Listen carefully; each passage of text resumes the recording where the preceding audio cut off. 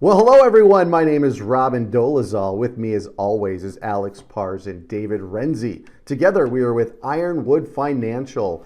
Welcome to another podcast by Ironwood Financial. We've got lots of questions, Alex, lately about Roth conversions, and it seems like that seems to be the new popular subject that people want to talk about. We're actually going to do kind of the flip side of that and talk about why Roth conversions are a bad idea. Can you give us an example? I know we've had lots of stories. So give me an example of a story we've referenced. So I want to start with, why people say these things are so good, right? So what is it? Why is it such a good thing? And then why in reality is it not for you? So, David, do you want to speak to, kind of what a Roth conversion is, why people would want to do it? Sure. The Roth conversion is essentially you taking money out of your traditional account, converting it, and then depositing into a Roth. So you're recognizing the taxes today, it goes into the Roth that has to sit there for 5 years, and then after that, the money will never be taxed again, according to current legislation. So the wonderful part about that, let me at least just say the positive, Alex. I mean, obviously, people might feel like they're going to be in a higher tax bracket later, from where they are today, and being able to pay those taxes now and get it just being done with them. Right, and so that we get the government out of their pockets in the future is a great idea, right? It sounds great. Like, hey, I never pay taxes again, okay? And that's absolutely true. The problem is you have to figure out what you're giving up in order to do that. So, the story is always, oh, you know what? I'm going to pay just this tiny little bit of taxes now so they never have to pay those higher taxes that people are talking about in the future. It's a fear play. That's what bothers me. It's like, there's a lot of things that we see out there, marketing materials, that are really designed like, oh, you got to buy long-term care insurance or your children are not going to inherit anything. It's another one of those which plays onto people's emotions, and then they forget about the logic. So, we get clients come in all the time, should I, do a Roth conversion? It's like, well, the math behind it is what's your tax brackets? What's your tax bracket next year? And the way the tax brackets are currently set up, 9 out of 10, 14 out of 15 people, it doesn't make sense. It's one of those things where, it's just a bad idea. You're going to pay 24% in order to save yourself 12. Right. Like, okay, well, that doesn't sound like a good deal. So a perfect example you're talking about would be someone who's actually, maybe they're in their last 5 or 10 years of working. Well, obviously they're going to be doing very well in their career and they're going to be in their highest tax bracket. Now, can't say for sure whether they're going to be taking that much income out of their qualified plans, but more than likely they probably will be in a lower tax bracket.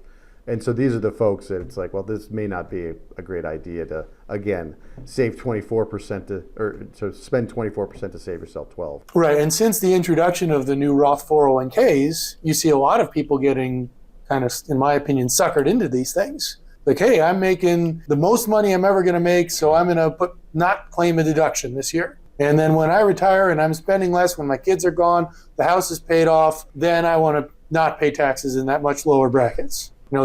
It's confusing. It doesn't make sense. You're much better off taking the deduction now and not doing the Roth. So yes, don't get me wrong. If you're in a specific circumstance, a Roth conversion is a good idea. So a lot of times what we see with people is if we can fill up that 12% brackets. So if someone's particularly frugal, for married couples, the number right now is about $110,000 of taxable income if you're not itemizing. So if you're not itemizing, that's the top of the 12% brackets. So if you're only creating, $40,000 of taxable income and you've got big IRAs and someday you're going to have to do, RMDs, well then, yeah, doing a Roth conversion for $50,000, $60,000 to fill up that bracket, great idea. Okay, but if you're making, 110 taxable and you're thinking, hey, I'm going to take another $50,000 Roth conversion, you just bumped yourself into the 22% bracket. Okay, well, when you're past 73 or 75, depending on when the RMDs kick in, you got to remember the RMDs are required minimum distribution. So you're going to have to take out 3 or 4% of your IRA, which probably won't bump you nearly as much as a $50,000 Roth conversion. So you're much better off in that case not doing it. I guess that is a good point to mention, in that RMDs are eventually getting phased up to 75. So you have tons of time in most cases to actually recognize that income from that traditional account in those lower brackets before you're forced to the late 80s for your RMD to get to a significant amount to where you may be in a higher tax bracket because of it. Now, there's another strategy. If you're one of those people that retired early and you can't touch those traditional accounts until you're 59 and a half, you may want to do some Roth conversion in the early years. That way you're saying, hey, once I convert it, I can get those contributions back in 5 years to supplement my income at that point. So there are some unique circumstances where that would be a good strategy for you. But as Alex mentioned, most Americans aren't above the 12% bracket. And what Roth conversions often do is drive people into those higher tax brackets where it's not economically efficient to do that.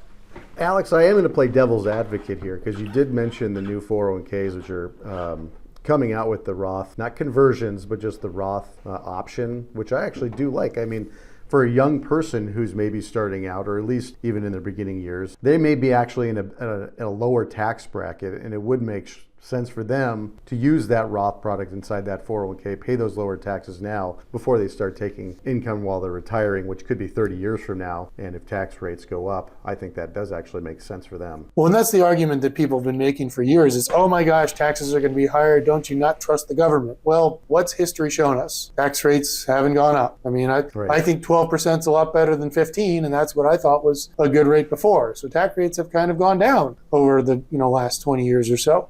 But you are correct in that instance. If somebody is, making very, very little money and still has the ability to save on this very little money, then yes, a Roth is a good place to do it. But again, you see what I'm talking about here is realistically, people who are making no money aren't saying, oh boy, I should have lots of money to save. Okay. So if you're in a situation where you're single, well, all these numbers that we've been talking about are cut in half. So it's, again, very unlikely that you're making $55,000 or less and have lots of money to save. But yes, if you're in that case where you're very frugal and you're making 50 grand and you're single and your choice is a Roth 401k, that's a good choice. But once you start making more than that, not a good choice. If you're married and making under 110, yeah, that's a good choice. Okay, but in today's day and age, people who are married and making under 110 are having trouble saving. And I think something to consider too is that these rules that are in place today aren't necessarily going to be in place when you retire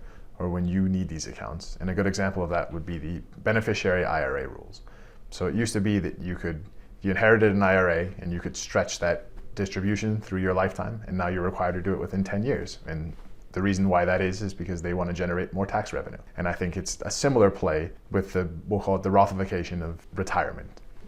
So hey, you're paying these tax dollars today, the government's receiving them today, and whoever pays it in 20 years, that's going to be somebody else's problem because I'm not going to be in office. Right. And so something that people should take into consideration is at some point they may say, hey, over this amount in a Roth account, we want some tax dollars back, right? You can't have too much. So there is a risk there that we don't know what the tax code will be in 20 years. So it's important to have money in different pockets. And what I mean by different pockets is different tax treatments. So you should have some traditional, some Roth, as well as some non-retirement accounts to really complete your overall financial picture. No, I love that. I always talk to clients about that as well, David, about the different pockets of money, having money in qualified accounts like your IRA or 401k, having money in your Roth IRA, and then the third bucket, obviously, having that money in a taxable, just an investment account. That way you can kind of control your taxes while you're in retirement. Alex, I'm sorry, I interrupted. What were you going to say? Something that just popped into my head is if you decide to do a Roth conversion, you are voluntarily paying the government early. So that better be a good reason you're doing that. So if you think about it in those terms, as opposed to, hey, I won't have to pay the government later, think about I'm paying my taxes today, early up front, you better have a good reason. Yeah. So I think one of the things we didn't actually address that I think would be good for this episode is let's just walk through what is the difference between an IRA and how it's taxed versus a Roth. Okay, so a Roth, the difference between a traditional and a Roth is that when you put money in the traditional account, you're receiving the tax deduction today. It grows tax-free, and then eventually when you take a distribution from that account, you'll be taxed at income rates.